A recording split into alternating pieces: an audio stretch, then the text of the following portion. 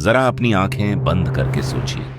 एक कमरे में भारत के भविष्य के आईएएस, आईपीएस एंड आईएफएस अधिकारी बैठे हैं। अब अगर मैं आपसे पूछूं, इनमें सबसे ज्यादा लोग किस बैकग्राउंड से होंगे? Arts, commerce, medical? नहीं। हैरानी की बात यह है कि हाल के वर्षों में चुने गए उम्मीदवारों में सबसे बड़ा समूह इंजीनियरिंग ग्रेजुएट्स का रहा है। लेकिन सवाल यह है, जो लोग 4 साल मशीनें, सर्किट, कोडिंग और गणित पढ़ते हैं, वही लोग आखिर प्रशासन में सबसे ज्यादा क्यों दिखाई देते हैं? क्या यूपीएससी इंजीनियर्स के लिए बना है या इसके पीछे कोई और वजह छिपी है? हर साल यूपीएससी अपनी फाइनल रिकमेंडेशन लिस्ट जारी करता है। अगर आप पिछले कई वर्षों का डेटा देखें तो एक पैटर्न बार बार दिखाई देता है। चुने गए उम्मीदवारों में सबसे बड़ा शैक्षणिक समूह इंजीनियरिंग ग्रेजुएट्स का होता है। लेकिन इसका मतलब यह बिल्कुल नहीं है कि यूपीएससी सिर्फ इंजीनियरों के लिए आसान है। असल कहानी कुछ और है। सोचिए, इंजीनियरिंग में एक छात्र 4 साल क्या सीखता है? मुश्किल समस्याओं को छोटे हिस्सों में बांटना, कम समय में समाधान निकालना, लगातार नई चीजें सीखना। अब यूपीएससी को देखिए।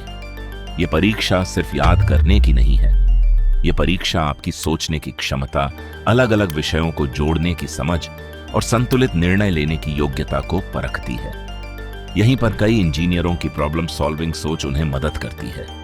लेकिन यहीं एक बहुत बड़ा भ्रम भी पैदा होता है।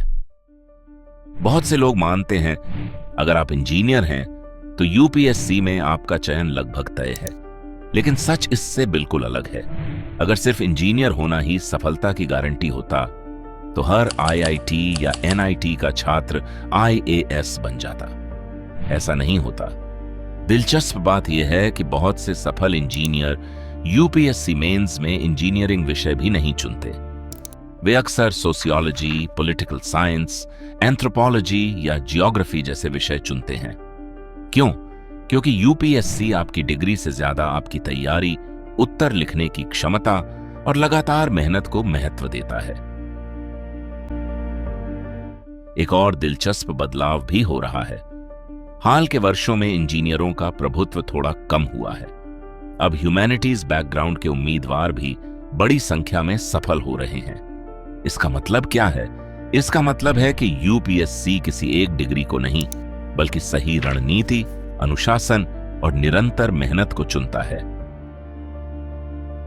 तो असली सवाल यह नहीं है क्या इंजीनियर बनने से यूपीएससी निकल जाएगा। असल सवाल यह है, क्या आपके अंदर लगातार सीखने, सही निर्णय लेने और वर्षों तक मेहनत करने का धैर्य है? क्योंकि आखिर में आपकी डिग्री सिर्फ आपकी शुरुआत तय करती है, लेकिन आपकी मंजिल, आपकी सोच और आपकी मेहनत तय करती है।